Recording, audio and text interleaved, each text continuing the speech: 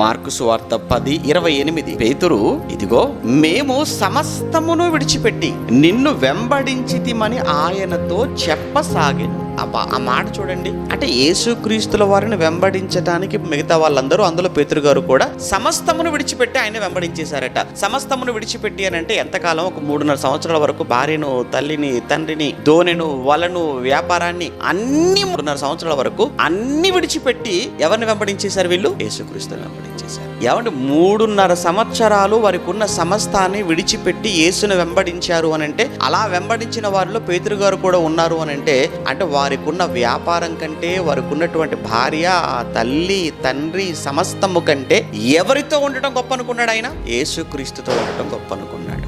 మీరు కానీ నేను కానీ మనం ఎవరైనా కానీ ఏమైనా వదులుకోగలమంటారా చెప్పండి? సమస్తము తర్వాత లేటి, అన్ని వదిలిపెట్టి ఆ యేసుని వెంబడించేంత, అన్ని వదిలిపెట్టి దేవుని వెంబడించేంత, అన్ని వదిలిపెట్టి ఒక ఆదివారం పూట ఒక 2 గంటలు ఇల్లు వదిలిపెట్టడం కూడా చాలా మందికి కష్టంగా ఉంటుంది. ఇల్లు వదిలిపెట్టి రావడం, 2 గంటలు తాళం వేసి రావడానికి, ఈ వ్యాపారాలు వదిలేసుకొని రావడానికి, పనులు వదులుకొని రావడానికి ఎంత కష్టంగా ఉంటుందో మనం చూస్తూనే ఉన్నాం. అది పెద్ద విషయం ఏం కాదు. అది పేతురు గారికి మనకు ఎక్కడండి పోలిక?